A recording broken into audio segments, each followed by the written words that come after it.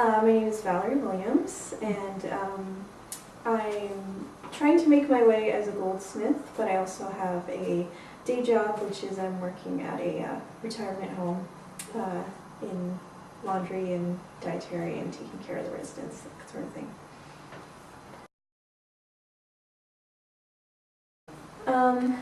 I think probably almost half.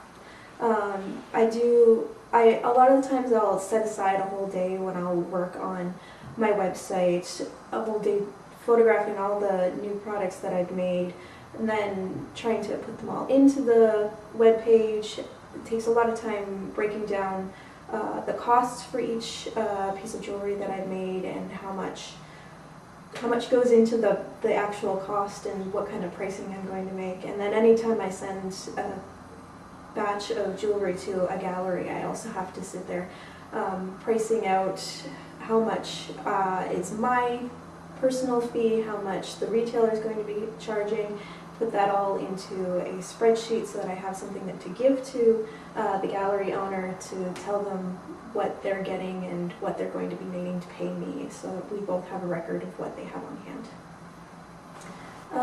Well, it's hard to put my finger quite on that because obviously pricing is going to be a really important thing, but advertising and finding somewhere to sell my jewelry is also more important. I mean, it's important to have the price, but if you don't have anywhere to sell it, that's not going to help you either. So it all kind of, in its own way, is equally important.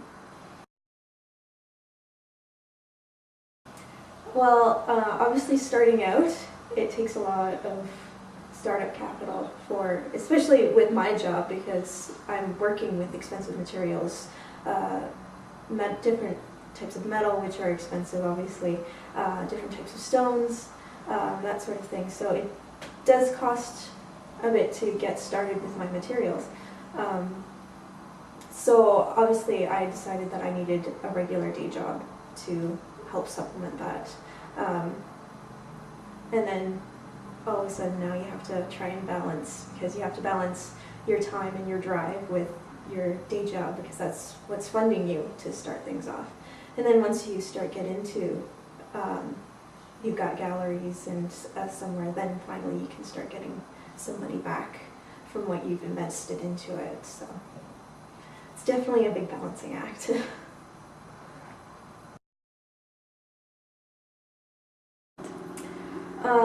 When you're working for yourself, all of that comes under your own purview. So if you're going to be self-employed, you have to start pretty early on setting up an RRSP for yourself so that you can plan for retirement. You have to look into your own benefits, because most likely you're going to be paying for your own glasses or dental work or anything like that. There are sometimes group benefit plans that you can buy into, but you still have to pay for that. So it's definitely something that you need to look into and try and plan for, that you may not think of right away, because most other people, they get it through their jobs. So I've been thinking about it for quite a while. I haven't been making enough money to start up an RRSP right now, but I have a tax-free savings account. And I had looked into GICs, but at the moment I didn't have enough saved up to really invest in it. So what I have is a tax-free savings account that has a high interest rate, and I decided to just stay with that because I had access to the money in case I did have an emergency and I needed a lot of money all at once, but I still managed to get a lot of savings out of it. So that's the starting of my retirement plan, and it's my emergency benefits plan.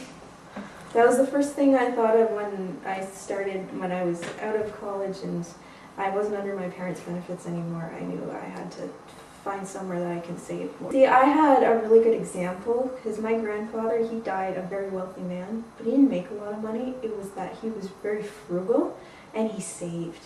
He saved on everything. He invested in GICs through his entire life, in safe investments. And so when he died, he had a lot of money left over. My grandmother is perfectly taken care of. She doesn't have to worry about a single thing, because they have money, and it's because he saved starting very young. And it followed him through his life. That's how he ended up making all his money. So you gotta prepare for the future.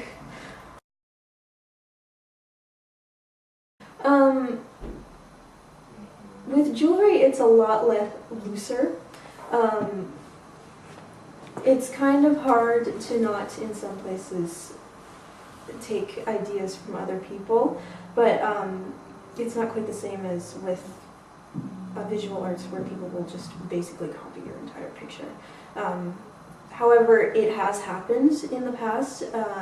There isn't necessarily a lot you can do to guard against it in jewelry. One of my program coordinators even told us about one of his students. She made a piece for a project and she had it cast at a casting house, and then the next time she went there it was a sample on the board. And there was nothing she could do about it because they had the wax, they made the casting, and then they made a copy of it before they gave her the final piece.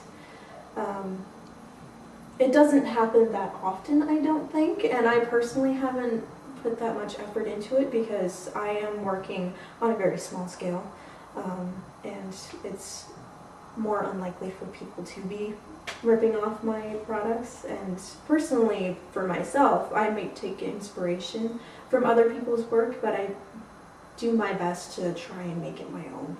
So in my line of work, it's more of a personal thing. So I haven't really done a lot to protect myself because I haven't really needed to. You see a lot of people doing things that are similar to other people in jewelry, and not a lot of people make a big stink about it. I think once you get into the higher end stuff, they might, especially if it's like Cartier. If you're trying to rip off Cartier, they'll come after you. But when you're in the smaller handmade arena, it's not as big a deal.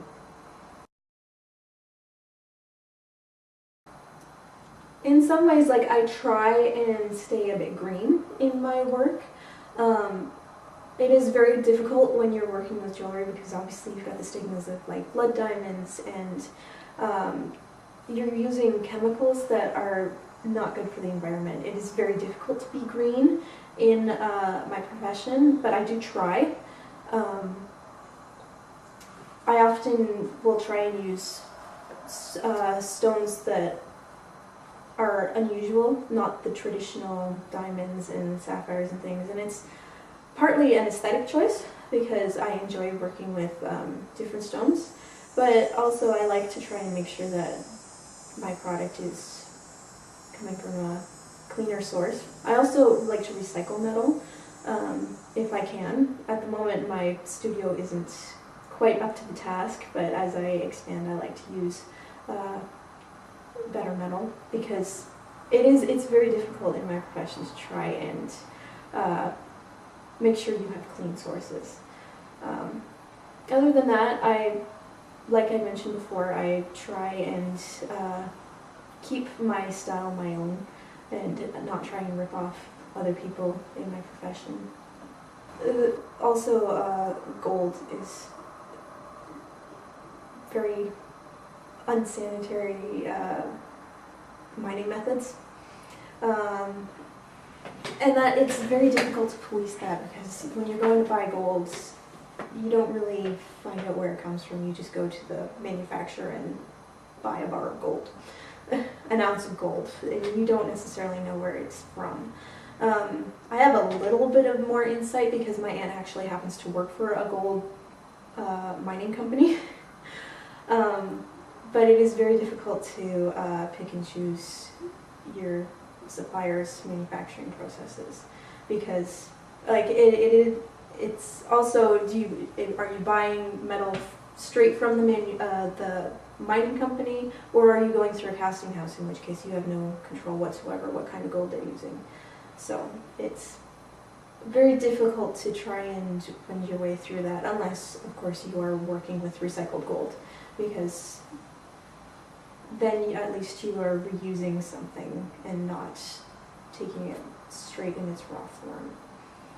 But in that case, I also need to put in new gold whenever I am recycling old gold, so it's kind of a balancing act like everything else. just out of curiosity, is old gold cheaper than new gold, or is it all pretty well market value? Well, not really, because like you will get paid less for it because they are going to have to refine it and take out the impurities. And when you are buying gold, it's not pure gold. It's going to be 14 karat, 18 karat, which means there are other metals in it. But gold itself is always strictly the gold weight. Even when you're weighing old gold, you are taking into account that this is 14 karat and you are taking the percentage of it that is actually gold. And that's how you're figuring out your weights. It's a lot more mathematical than... There's a lot of math involved. Yeah. You would not think so, but you actually need to know some math when you're working with jewelry.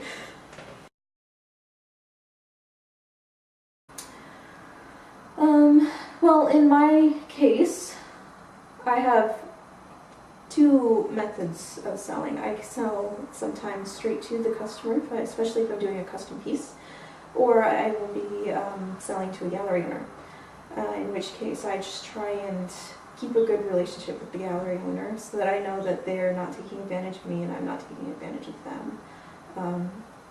I definitely try and keep in touch with the gallery owners so that I understand what is selling well with them and what they're looking for in their shop, so that I know what will sell better. And they give me a lot of good feedback as to what area I should be exploring more into.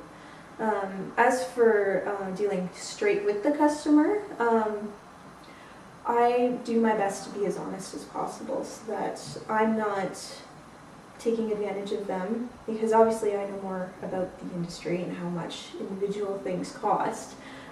So I try and be as honest as I can about the materials I'll be using, how much it's going to cost, and it's kind of hard for me sometimes to try and be honest about how much the product is truly worth, because I might not necessarily think it's worth as much as it should be. That's partly just because I'm kind of a modest person and I'm a frugal person, so I kind of sit there and figure out how much a piece is worth, and then I'm like, oh, well, who on their right mind will spend this much money on something that's just a piece of jewelry for them to wear? But to be honest, that's how much it is actually worth. And I try and keep a good balance on there. I don't charge more than I honestly think it's worth, but I still try and do myself good service and actually pay myself for my hard work and my own inspiration, I guess. But yeah, I try and be honest with my customers and try and, I really try and sit down and figure out what it is they want, because I want them to get something that is special to them, because they're coming to me for a custom piece, and I want to make sure that it's the perfect piece for them. At the same time that I'm trying to put my own influence into it, it has to be all about them because it's their piece. So I think those are probably the most important things that I can come up with.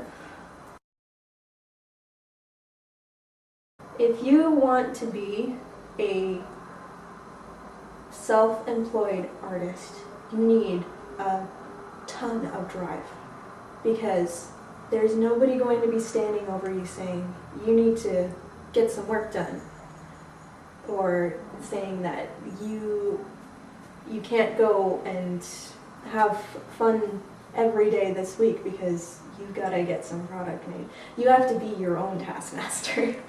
And when things in life get really busy, it's easy sometimes to put it off for the next day. And that was definitely the big thing that I ran into, is you have to be on yourself every day in order to get your product produced and then get to all those extra things that you don't think about, the advertising and the pricing and all of that stuff. It all takes drive, and you have to be on 100% knowing that this is what you want to do in order to make a living off of it.